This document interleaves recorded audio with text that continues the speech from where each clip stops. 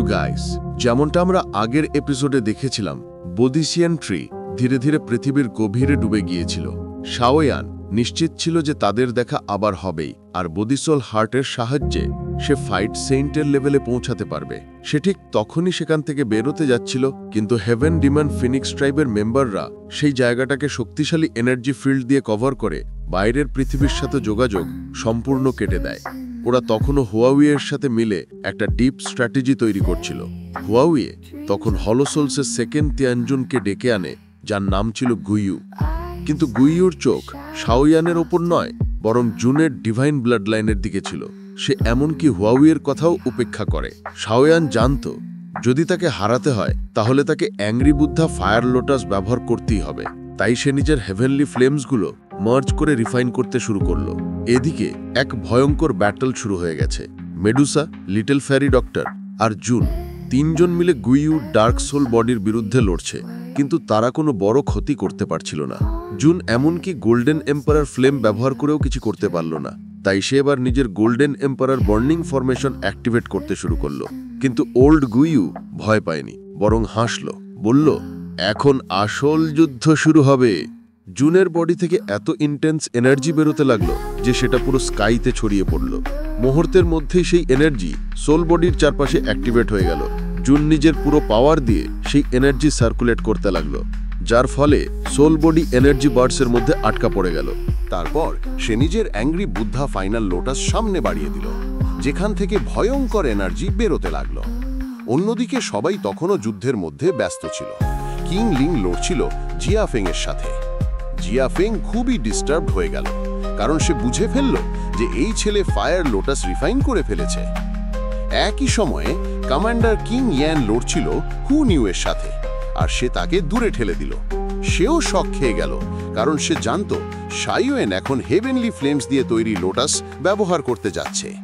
সবাই আতঙ্কিত হয়ে পড়ল, কারণ সবাই জানত এই লোটাসের আঘাতে কেউ টিকে থাকতে পারে না। তাই কমান্ডার সবাইকে চেঁচিয়ে বলল, ব্যাক অফ এভরিওয়ান, দ্রুত পিছনে যাও। সবাই দ্রুত সরে গেল। তখন ওল্ড ফ্রি গাইয়ু হেসে বলল, তুমি হেভেনলি ফ্লেমস মার্জ করে এই লোটাস বানিয়েছো বয়। আমি তোমাকে যথেষ্ট সময় দিয়েছি, আশা করি তুমি আমাকে হতাশ করবে না।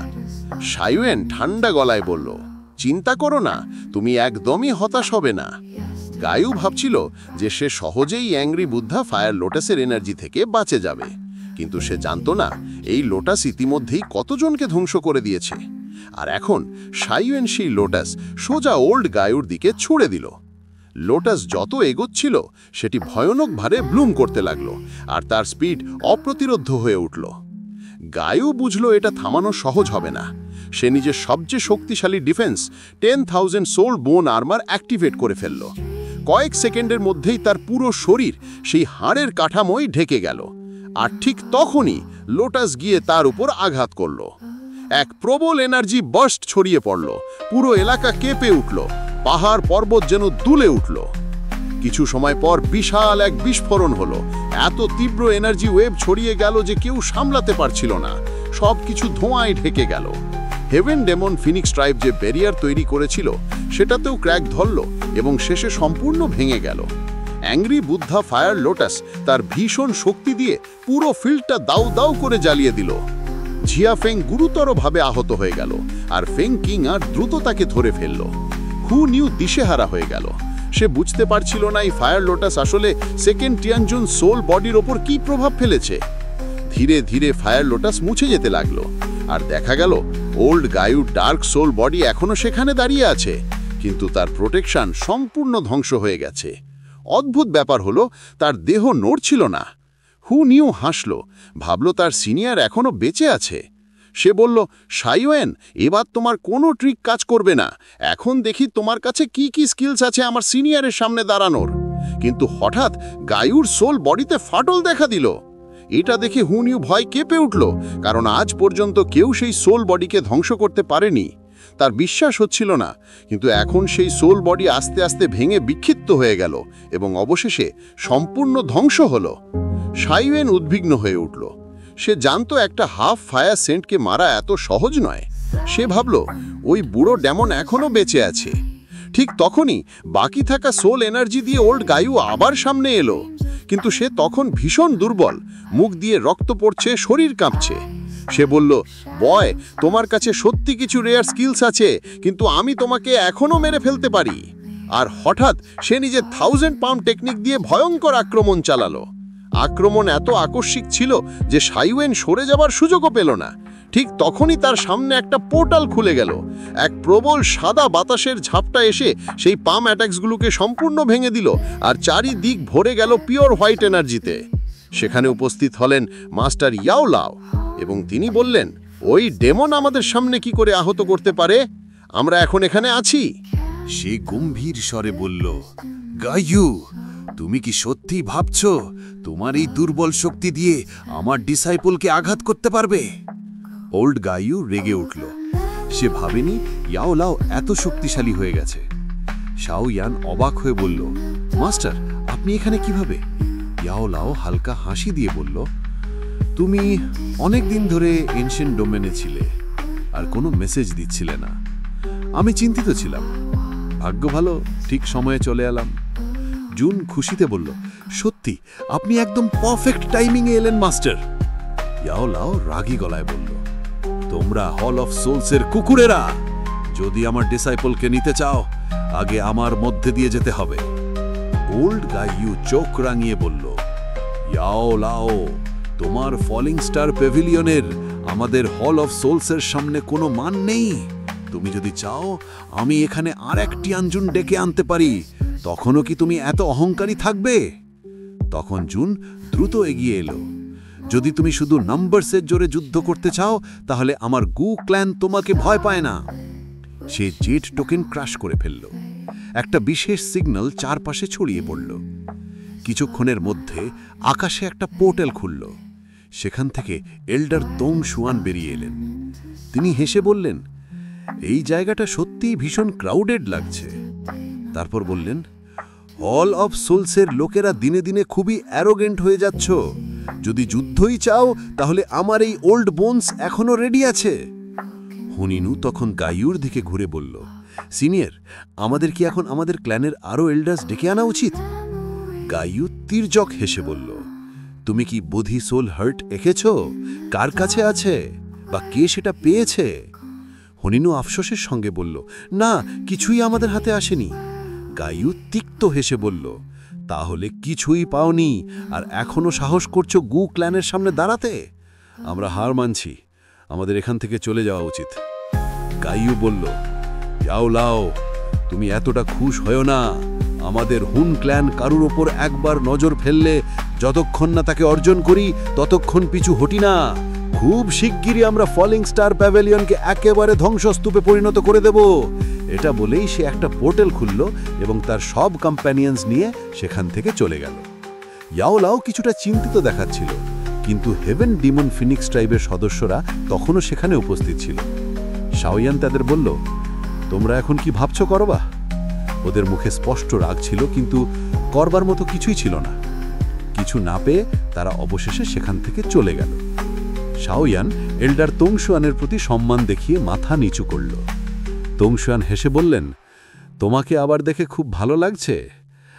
আর তুমি নিশ্চয়ই সেই ফেমাস মেডিকেল মাস্টার ইয়াও লাও, যাকে এখন সবাই সেন্ট ইয়াও চেন নামে চেনেন।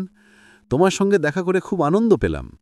ইয়াও লাও সম্মান ফিরিয়ে দিয়ে বললেন, আমারও খুব ভালো লাগছে তোমার সঙ্গে দেখা করে।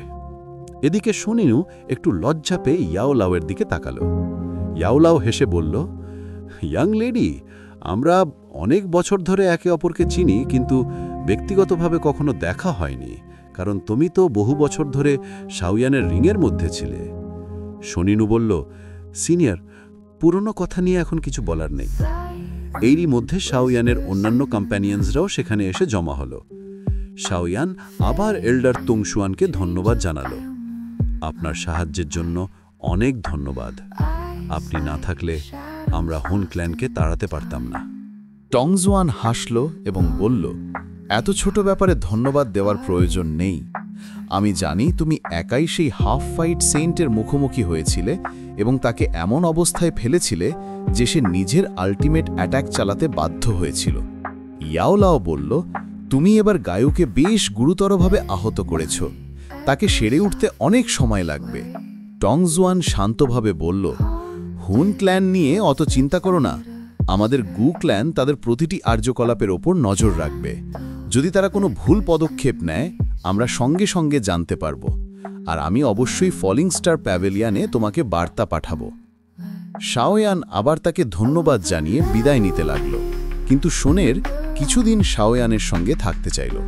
তখন টংজুয়ান বলল, তোমার ডিভাইন ব্লাড লাইনের ওপর ইতিমধ্যেই হুন ক্ল্যানের নজর পড়েছে, তাই ওরা সেটা ছিনিয়ে নেওয়ার চেষ্টা করবে। তোমাকে এখনই আমার সঙ্গে ফিরতে হবে। শোনের হতাশ হয়ে শাওয়ানের কাছে এসে বলল, তোমাকে এখন আরও বেশি কেয়ারফুল থাকতে হবে। হুন ক্ল্যান কখনো তোমাকে ছেড়ে দেবে না। এইবার ওরা বড় ক্ষতি খেয়েছে, তাই প্রতিশোধ নিতেই চেষ্টা করবে। শাওয়ান তার কাঁধে হাত রেখে শান্তভাবে বলল, চিন্তা করো না, আমি সামলে নেব, তুমি নিশ্চিন্ত থাকো। টংজুয়ান বলল, এখন যাবার সময় হয়েছে, সবাই নিজের খেয়াল রেখো। সে একটা পোর্টাল খুলে চলে গেল। শুনেরও ধীরে ধীরে সেই পথে এগোলো। তারা দুজনেই বিদায়ের মুহূর্তে বেশ দুঃখিত ছিল। তখন ইয়াওলাও শাওয়ানকে বলল, ওর জন্য অত চিন্তা করো না, আর ফলিং স্টার প্যাভিলিয়ন নিও না। যতদিন তোমার মাস্টার সেখানে আছেন, হুন ক্ল্যানের সাধ্য নেই কিছু নষ্ট করার। এরপর ইয়াওলাও বলল, এখন আমাদেরও এখান থেকে রওনা হওয়া উচিত। শাওয়ান মাথা নাড়ল, কিন্তু হঠাৎ সে টের পেল শুনের এখনও পিছনে দাঁড়িয়ে আছে। দুজনের চোখ একবার শেষবারের মতো মিলল, আর সেখানেই এই এপিসোডে শেষ হলো। গাইস, প্রথমেই তোমাদের সবাইকে অসাধারণ ধন্যবাদ দিতে চাই। তোমরা আমাকে এত বেশি মোটিভেশন দিয়েছো যে সত্যি বলছি আমার মনটা ছুঁয়ে গেছে। কালকে মনটা ভীষণ খারাপ ছিল। স্ট্রাইক দেখার পর একদম ভেঙে পড়েছিলাম, কিন্তু তোমাদের এত সুন্দর আর পজিটিভ কমেন্টগুলো পড়ে আমার মনটা আবার একদম ভালো হয়ে গেছে। সত্যি গাইস, তোমরা যেভাবে পাশে থেকেছো তাতে আমার মনে হচ্ছে আমি চাইলে যে কোনো কিছুই করতে পারবো। আর হ্যাঁ, তোমাদের কথা মতোই আমি সেকেন্ড চ্যানেল খোলার কাজ শুরু করে দিয়েছি। সম্ভবত এই ভিডিও আপলোড শেষ হতেই নতুন চ্যানেল তৈরি হয়ে যাবে। সেকেন্ড চ্যানেলের লিংক আমি এই ভিডিওর ডেসক্রিপশন বক্সে দিয়ে রাখবো। তোমরা চাইলে এখনই গিয়ে সাবস্ক্রাইব করে রাখতে পারো। এখনও ভিডিও আপলোড করা হয়নি, কিন্তু আমি আজকের মধ্যেই 2টা শর্টস ভিডিও আপলোড করার চেষ্টা করব। তাই একটু আগে থেকেই সাবস্ক্রাইব করে রাখো। যদি এই চ্যানেলটা কোনো কারণে নষ্ট হয়ে যায়, তাহলে যেন তোমরা আমাকে হারিয়ে না ফেলো। আর একটা কথা, এখন থেকে আমি আমার সব ডাবিং ভিডিওর লিঙ্কও সেকেন্ড চ্যানেলে দেব, তাই সাবস্ক্রাইব করে রেখো যাতে কিছু মিস না করো। ঠিক আছে গাইজ, আজকের মতো এটাই। সবাই ভালো থেকো, সুস্থ থেকো, আর সবসময় আমার পাশে থেকো যেভাবে এখন আছো। ভিডিও শেষ করার আগে আবারও অসংখ্য ধন্যবাদ। See you in the next video.